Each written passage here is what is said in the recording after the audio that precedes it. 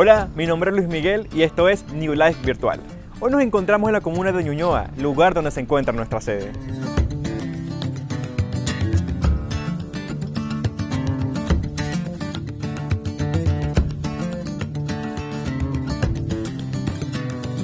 Cada domingo nos llena de emoción saber que hay tantas personas allí conectadas y listas para disfrutar de nuestra reunión virtual.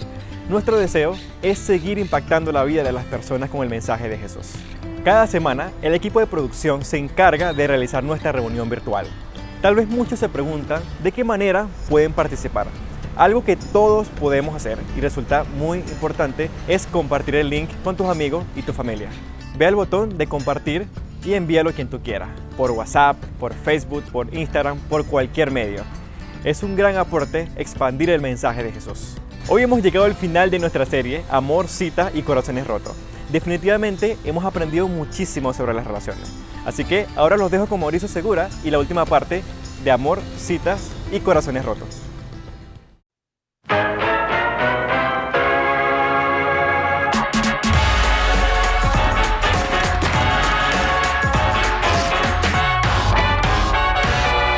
Enjoy the show.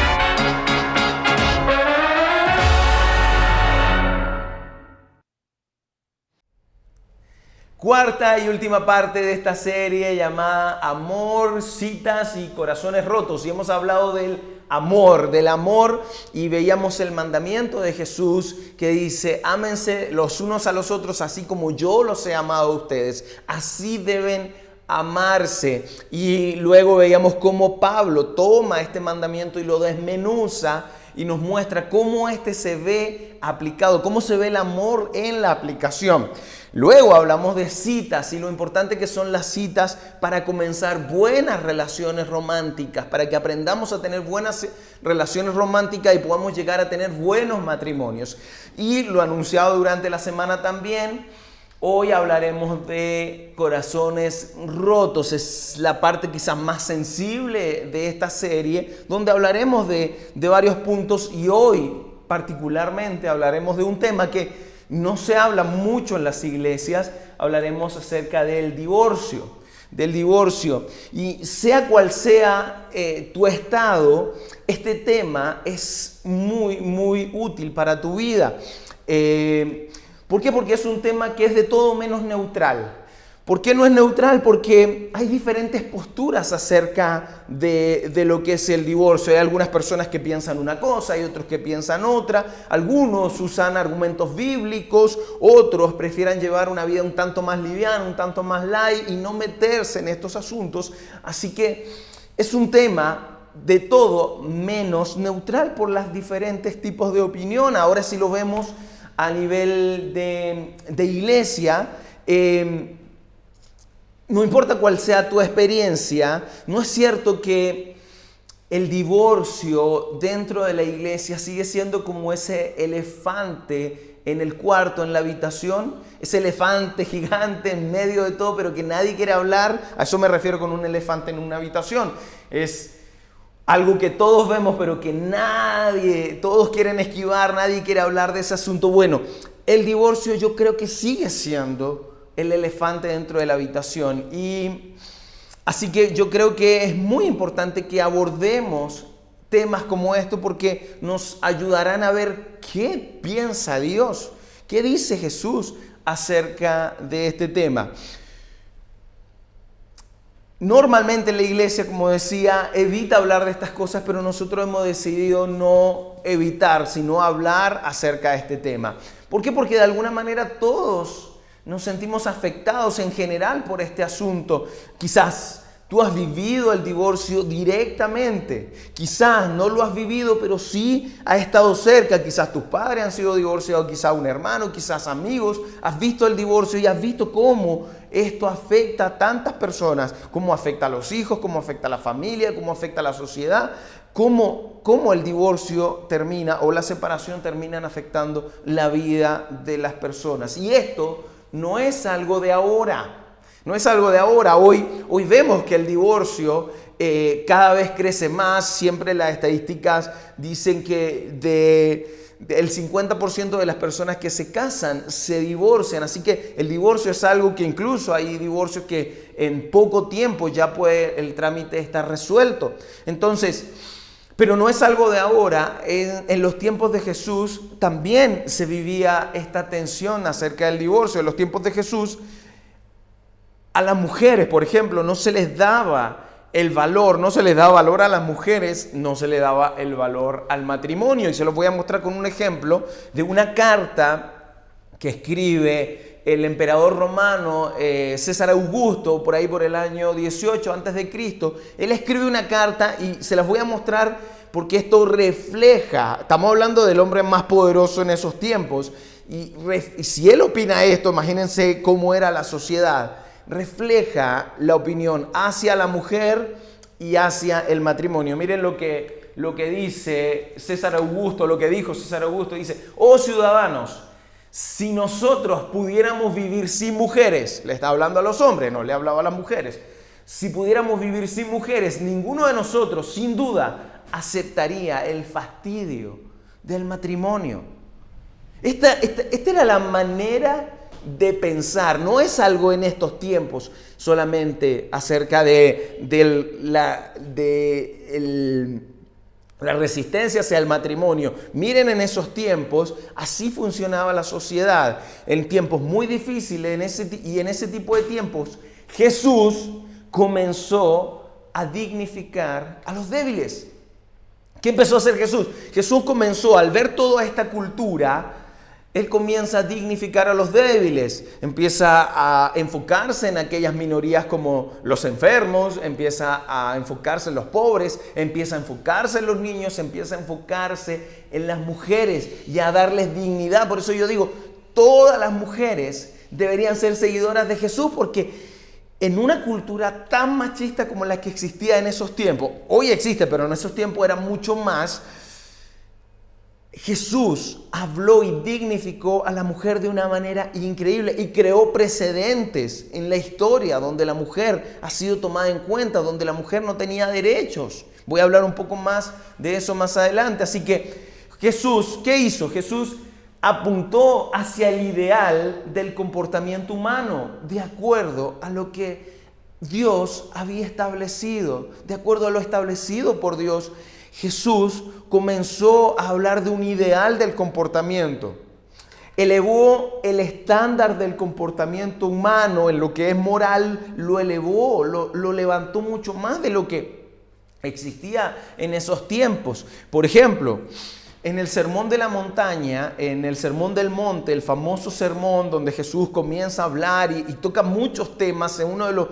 Yo creo que todas las personas, si eres un seguidor de Jesús, si eres un cristiano, debes leer, aprenderte el Sermón del Monte más que cualquier otra cosa. Y Jesús comienza a hablar acerca de estos temas, y Jesús desafió a los hombres y, apuntando a lo ideal, desafió a los hombres a tener un comportamiento masculino para dignificar a las mujeres, a tener un comportamiento diferente, un comportamiento ideal que haga dignas a las mujeres y también su propia vida.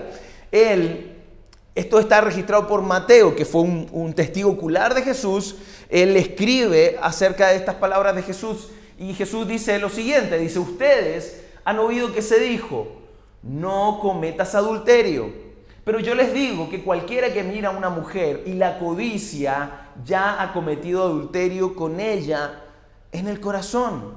O sea, aquí de alguna manera se produce un diálogo entre quizás las personas, mentalmente las personas en ese tiempo. Nosotros hoy también podemos tener un diálogo con Jesús, algo parecido a esto. Es como ok Jesús, pero lo que estás pidiendo es muy loco.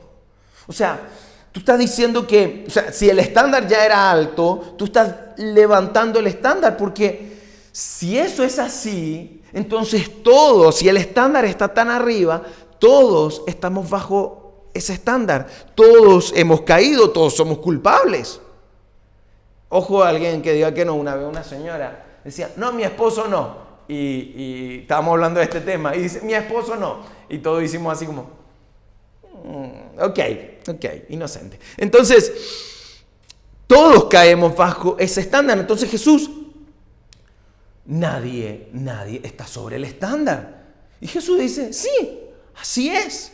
Entonces, pero ¿qué vas a hacer con los que estamos debajo del estándar, Jesús? Y Jesús dice, con los que están bajo el estándar no voy a hacer nada. Con los que están bajo el estándar, por ellos voy a hacer algo.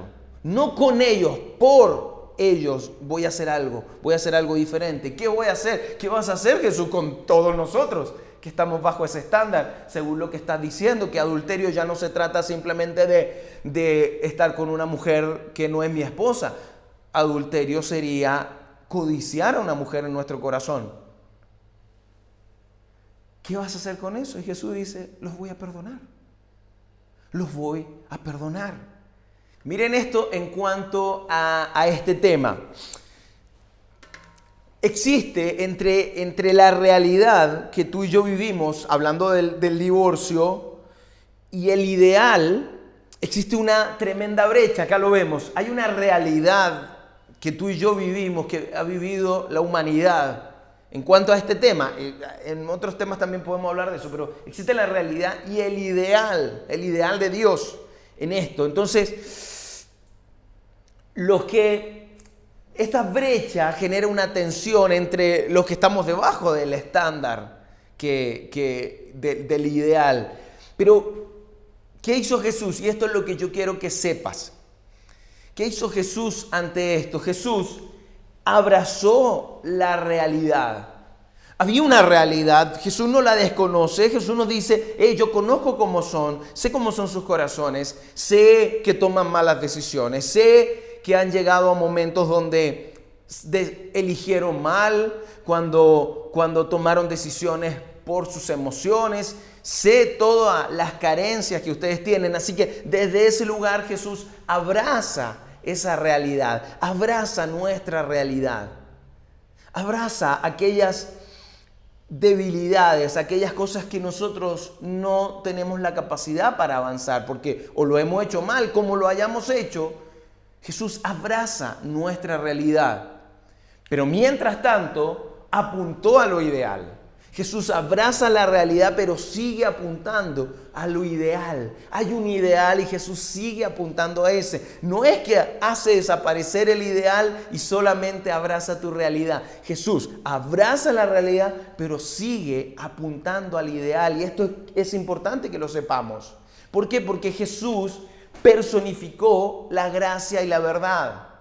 Personificó, la mostró la gracia y la verdad en el Evangelio de Juan, en el primer capítulo, Juan 1:17, si no me equivoco, Jesús dice que, Juan está hablando acerca de Jesús y dice que la gracia y la verdad fueron proporcionadas por Jesús. ¿Por qué? Porque la gracia y la verdad para Jesús era una sola. A nosotros nos cuesta mucho, vivimos la tensión siempre, o nos vamos del lado de la gracia o nos vamos del lado de la verdad, pero para Jesús es una sola. De hecho, nuestra recomendación siempre ante esto es, si nos vamos a equivocar, equivoquémonos para el lado de la gracia, no para el lado de la verdad. Entonces, Jesús personificó la gracia y la verdad como una sola. Tomó esta tensión y dijo, ok, la voy a aplicar. Por lo tanto, ¿qué hizo? No se atrevan, fíjense, no se atrevan a bajar el estándar. Hay un estándar ideal y ese permanece ahí arriba. No se atrevan a bajar el estándar solo para sentirse bien con sus conciencias.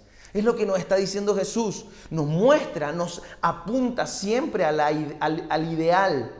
No se atrevan a bajarlo simplemente para sentirse bien, que esto es lo que muchos hacen. Lo bajan para poder sentirse bien, para que no choque la conciencia. No se atrevan a hacerlo. Es necesario apuntar a un ideal para esforzarnos, para mejorar. Es necesario que exista un ideal. Voy a hablar también de eso. Porque nosotros de alguna manera decimos, ok, bien, pero ¿qué hacemos, Jesús, mientras no llegamos a ese estándar? Creemos que podemos mejorar, existe un ideal, existe un estándar y estamos mejorando, pero ¿qué hacemos mientras no llegamos a ese estándar? Jesús dice, bueno, para eso vine a la tierra. Fíjense lo que Él dice, para eso vine, pues no vine a juzgar al mundo, sino a salvarnos, sino a salvarlo. Por lo tanto, aquellos que usan este tipo de cosas para juzgar a los demás, para tener una superioridad hacia los demás, miren lo que vino Jesús. Él mismo lo dice, pues no vine a juzgarlos, vine a salvarlos. Vine a salvar a este mundo. Así que, nuevamente, abraza la realidad y mientras tanto apunta hacia el ideal. Y en medio de eso, Jesús se negó a condenar a los que no alcanzan el ideal. A los que no alcanzaban el ideal, Jesús se negó a condenar a esas personas. A lo mejor, muchos, o quizás todos, lo merecíamos. Pero Jesús se negó, abrazó la realidad, pero apuntó a lo ideal. Y esa tensión y esa tensión entre la realidad y lo ideal es lo que planteó Jesús y es lo que hace tan importante su evangelio, su mensaje, sus buenas noticias, porque esto, de hecho, de eso se trata para cada uno de nosotros, el poder ver que no llegamos, pero Jesús sí lo hizo disponible para nosotros igual. Él no dijo, ¿la hiciste mal? ¿No lo hiciste bien en cuanto a lo matrimonial, en la relación de pareja? ¿No lo hiciste bien?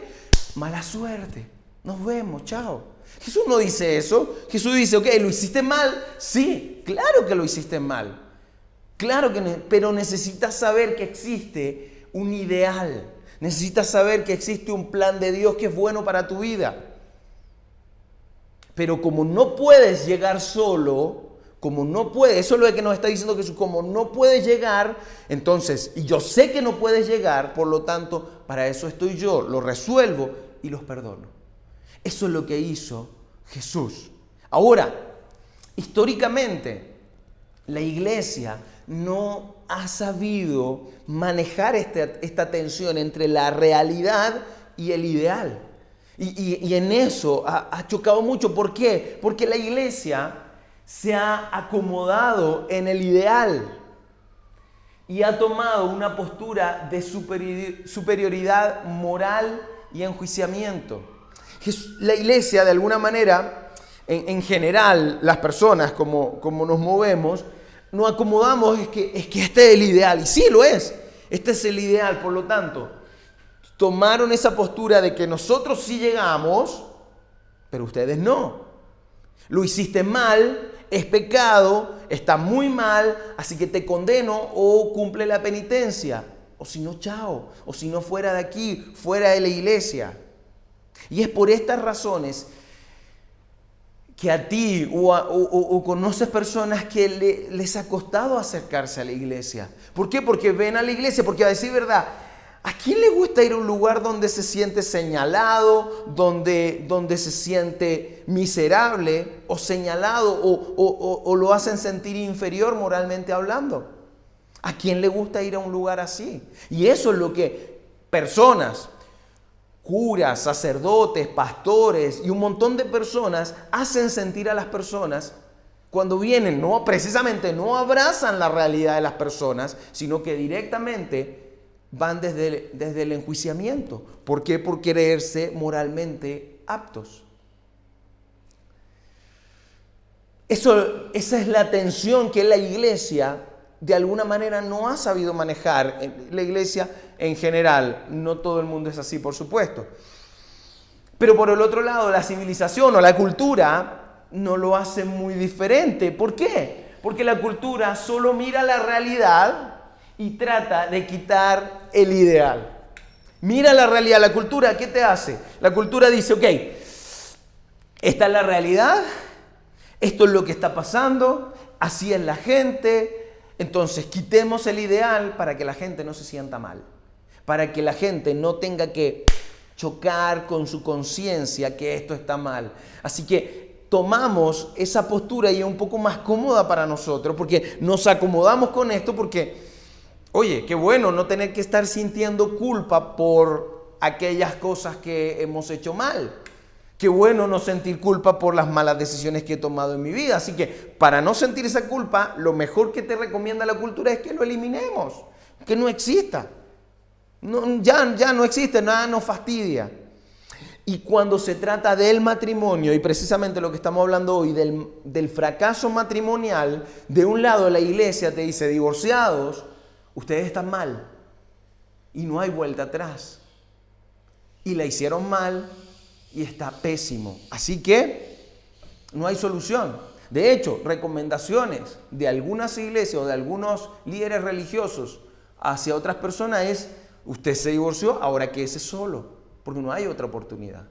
Y eso se le ha dicho a muchas personas, y muchas personas han sido heridas o han vivido el resto de su vida solo, porque no llegaron al estándar, porque alguien se les hizo saber que ustedes no llegan al estándar, así que estás mal. Así lo ha mostrado la iglesia. Y por el otro lado la cultura le quita el ideal para que vivamos mejor y más cómodos con nuestra conciencia. ¿Cuál es el problema de esto? Es que cuando quitas el ideal, cuando tú quitas el ideal, miren los países, cuando los países se empiezan a quitar los estándares, se quitan los estándares migratorios, se quitan los estándares morales, se quitan los estándares en la educación, en diferentes cosas, o en la familia.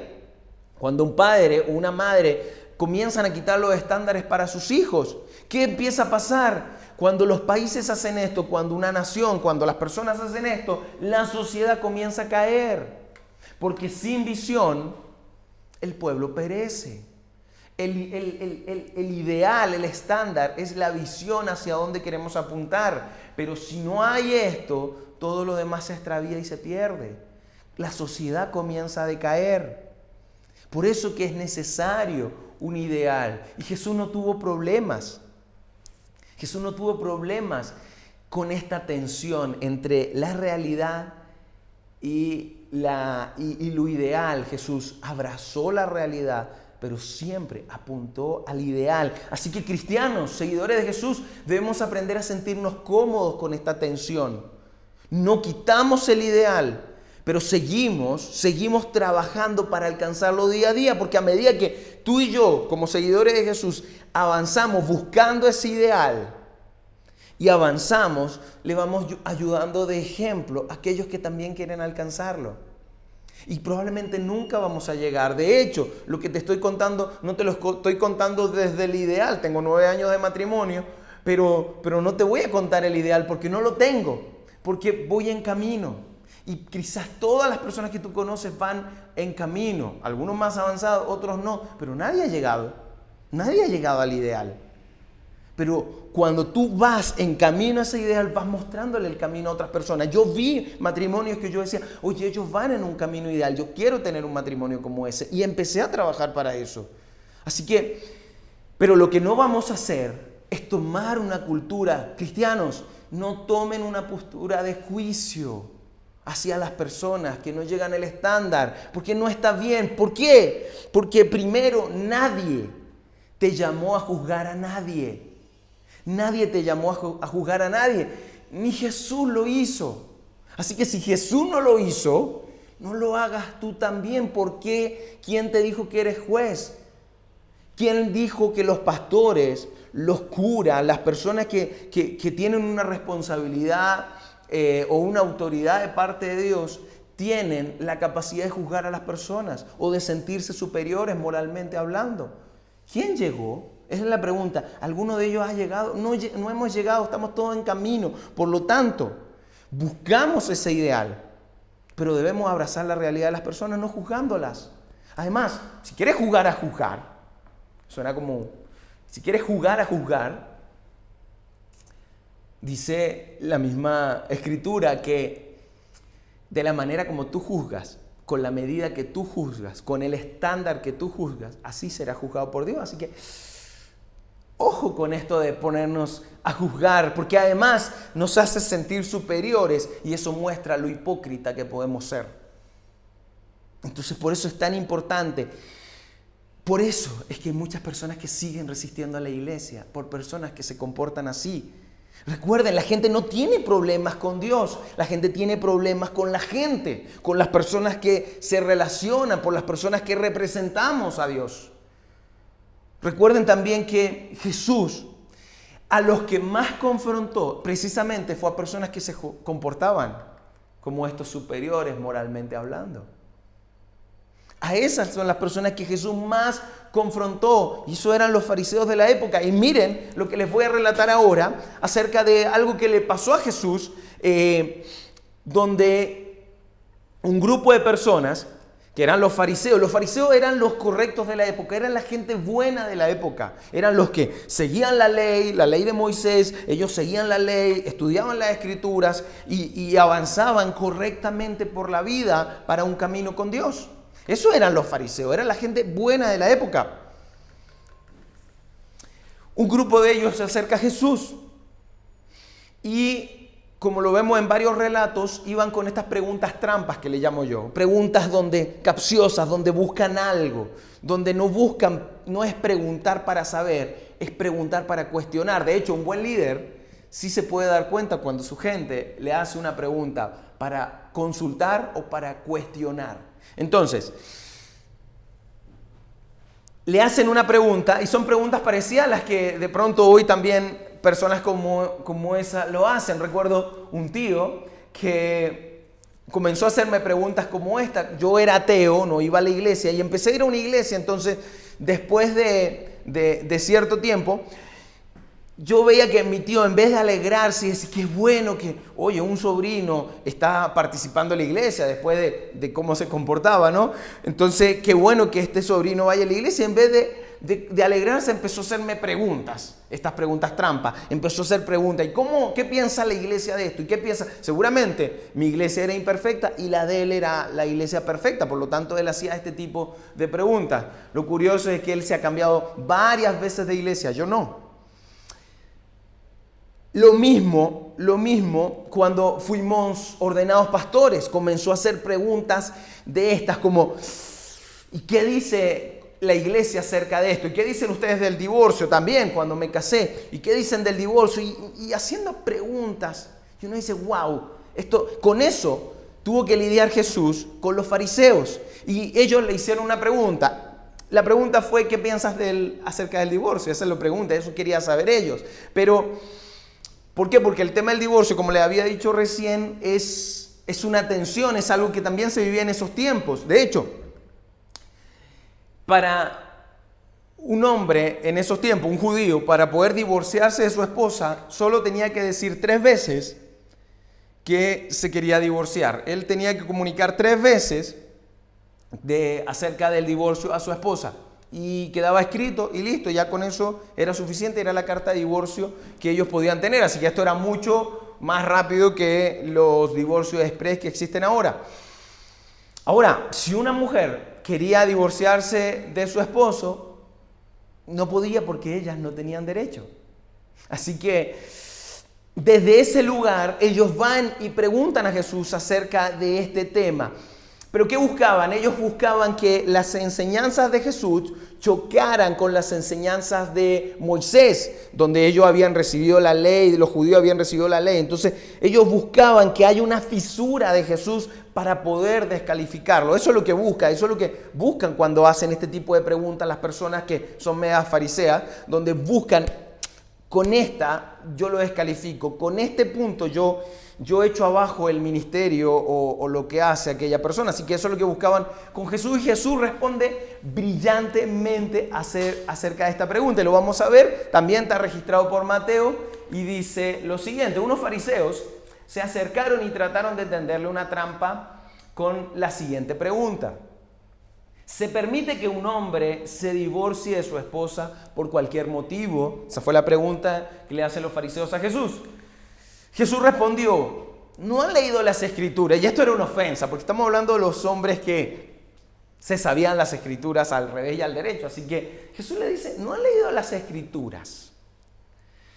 Allí está escrito que desde el principio Dios los hizo hombre y mujer y agregó, esto explica que por qué el hombre deja a su padre y a su madre y se une a la esposa. Jesús recordándoles cómo es el origen. Y los dos se convierten en uno solo.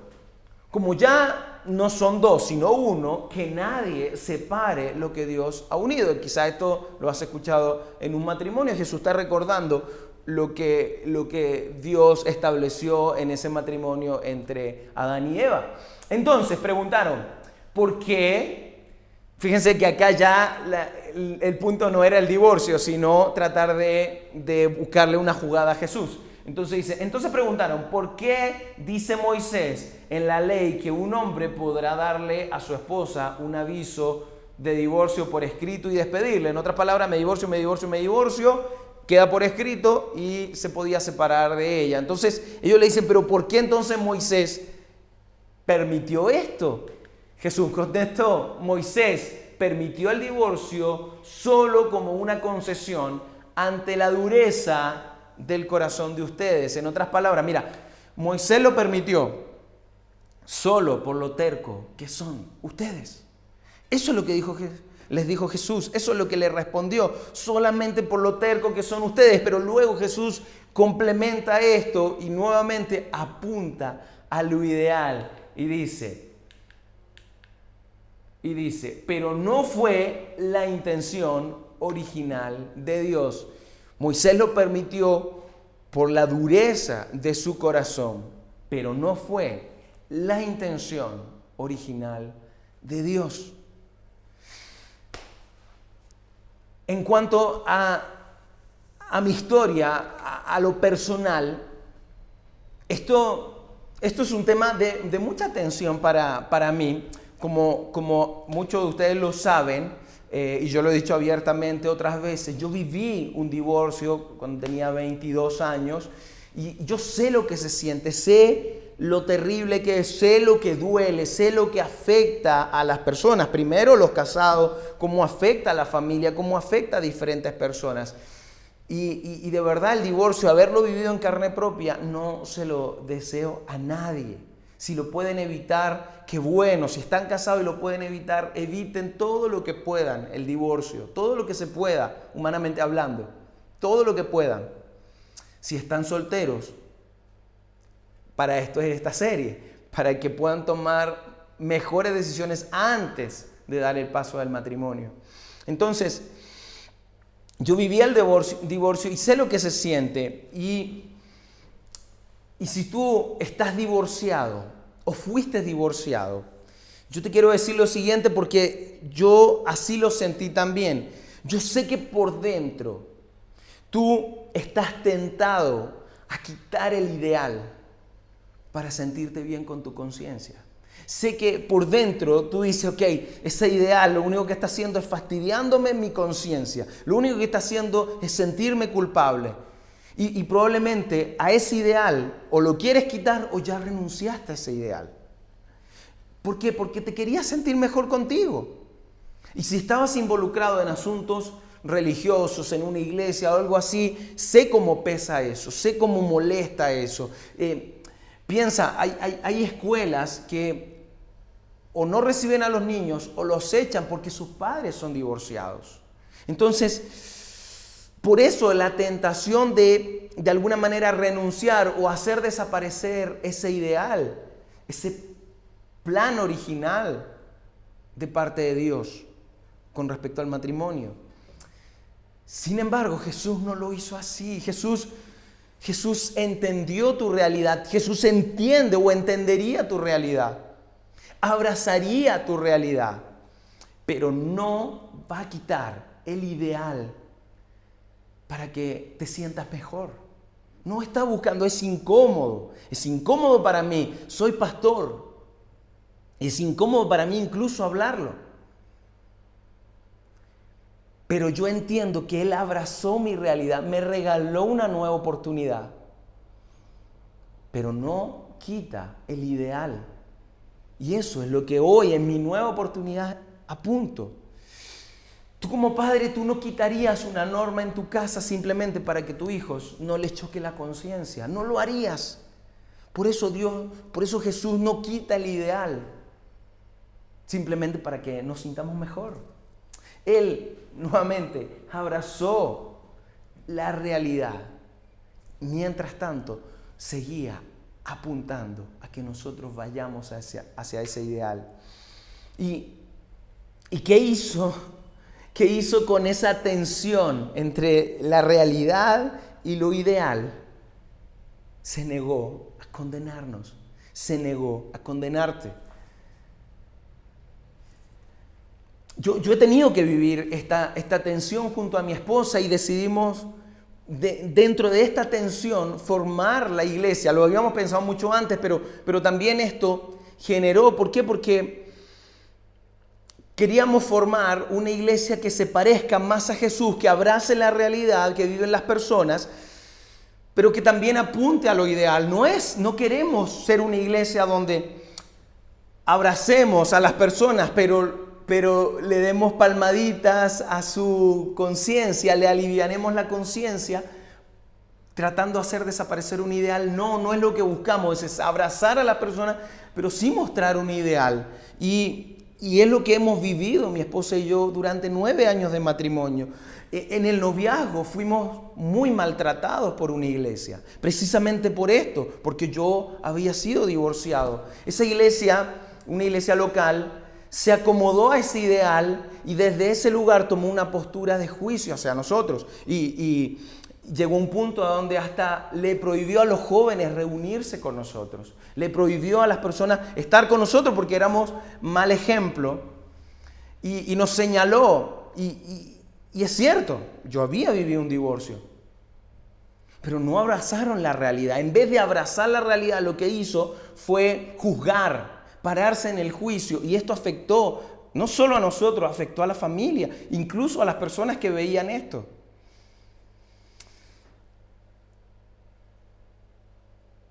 Eso afectó, pero Dios tenía un plan con este par de adúlteros. Que este plan sea que se casaran, y sí, desde el estándar de Jesús lo somos.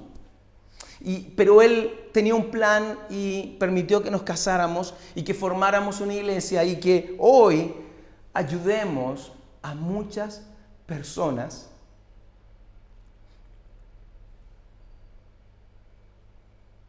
que están viviendo esta realidad. Yo sé lo que duele. Y desde este lugar lo entendemos, pero no queremos dejar a las personas en esa realidad. Porque hay un estándar, porque hay un ideal. Porque se puede tener buenos matrimonios.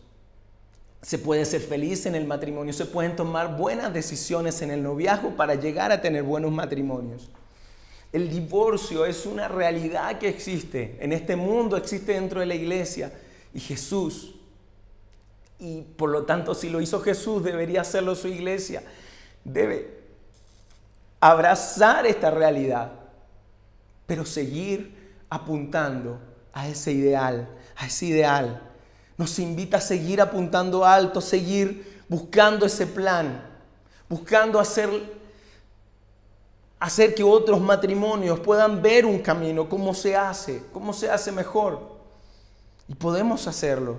Así que como iglesia nos negamos a pararnos en una postura hipócrita de señalar a las personas, sino que nos ponemos en una posición de abrazar esa realidad mirando a lo ideal. Porque hay un ideal, pero nosotros no tenemos el ideal. Estamos en camino. Porque hay un ideal, pero vamos, ¿quién lo tiene? Porque a lo mejor tú no tienes un problema en el divorcio. No has tenido que pasar por eso. Pero ¿qué hay de otras áreas de tu vida? Todas son ideales. Tus hijos son los ideales. Los puedes amar mucho, pero son los ideales. Tu carrera es ideal, tu comportamiento es ideal. No, entonces no te pares en esa postura de juzgar a los demás. ¿Quién tiene el matrimonio ideal? Nadie. Estamos en camino, pero existe un ideal y a ese es el que debemos apuntar. Abrazamos la realidad, pero no vamos a quitar el ideal porque Dios lo creó porque es lo mejor para nosotros. Dios creó un ideal porque es bueno para nosotros, porque nos hace bien, y esa es la postura que como iglesia tomamos. Esa es la postura. ¿Por qué? Porque lo aprendimos de Jesús y nosotros somos los pies y las manos de Jesús para servir a otros, abrazando la realidad, pero apuntando a un ideal. Y eso es lo que buscamos en esta serie. Así que quiero orar para finalizar y orar especialmente por aquellas personas que han tenido que pasar por esto tan amargo que es el divorcio, pero también se puede prevenir todo esto. Señor, gracias. Gracias por este tiempo. Gracias a Dios por permitirme hablar de este asunto. Gracias a Dios por como iglesia poder revelarnos esta manera de cómo lo hiciste tú, Jesús, y cómo lo podemos replicar nosotros como iglesia hacia las personas que no pudimos llegar a ese estándar, Señor, que no pudimos llegar a ese ideal. Dios, gracias por extender tu perdón por medio de Jesús hacia nosotros. Gracias a Dios porque mandaste a tu Hijo a abrazar esta realidad que vivimos, pero que este mismo Jesús nos encanta, nos enamora y nos invita a mirar un ideal, Dios, un ideal de comportamiento no solo en el área matrimonial con respecto al divorcio, en todas las áreas de nuestra vida. Él nos invita a alcanzar ese ideal. Dios, ayúdanos a poder eliminar, a sentirnos cómodos con esta tensión como iglesia, en esta brecha entre la realidad y lo ideal, de abrazar a esas personas y llevarlas a lo ideal, Señor. Gracias, Padre, porque tú nos amaste, porque tú nos mostraste tu amor en medio de esto. Gracias, Señor, y acompáñanos en este camino que no es fácil, pero que Jesús nos mostró y siempre nos apunta hacia ese ideal, a ese plan original que tú pusiste en el principio. Gracias, Dios, por todo. En el nombre de tu Hijo Jesús. Amén y amén.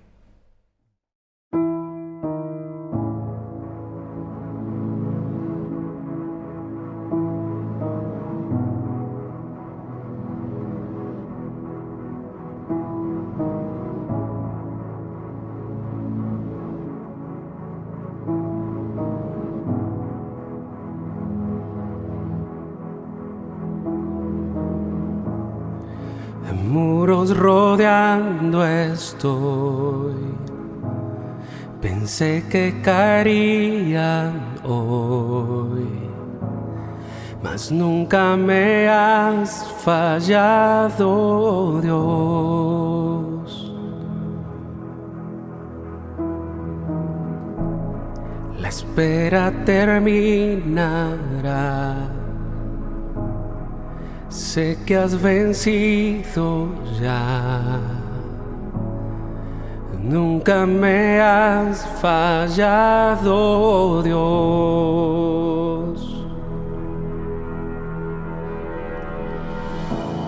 En ti confiaré, tu promesa sigue en pie, tú eres fiel. Confiado andaré, en tus manos estaré, siempre has sido fiel.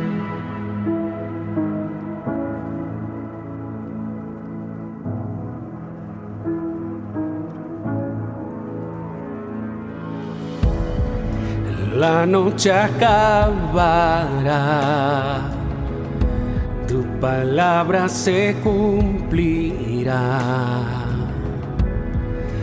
Mi corazón te alabará.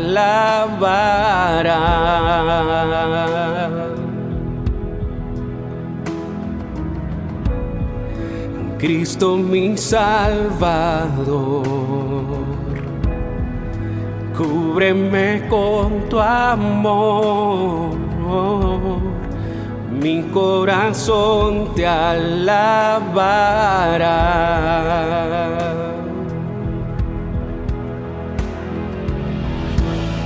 En ti confiaré, tu promesa sigue en pie, tú eres fiel.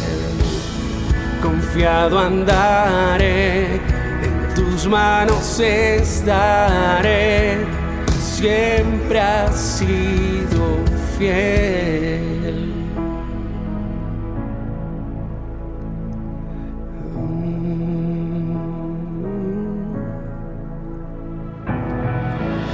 sé que tú mueves montañas, yo creo en ti. Sé que lo harás otra vez. Abriste el mar en el desierto, yo creo en ti. Sé que lo harás otra vez. Yo sé que tú mueves montañas, yo creo en ti. Sé que lo harás otra vez. Abriste el mar en el desierto, yo creo en ti. Sé que lo harás otra vez. En ti confiaré, tu promesa sigue en pie, tú eres fiel. Confiado andaré, en tus manos estaré. Siempre has sido fiel, en ti confiaré, tu promesa sigue en pie, tú eres fiel. Confiado andaré, en tus manos estaré.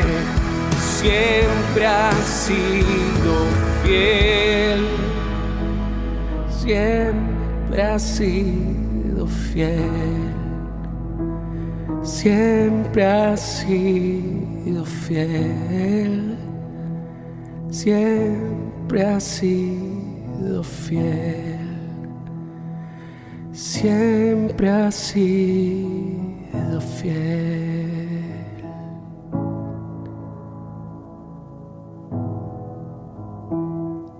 Siempre has sido fiel.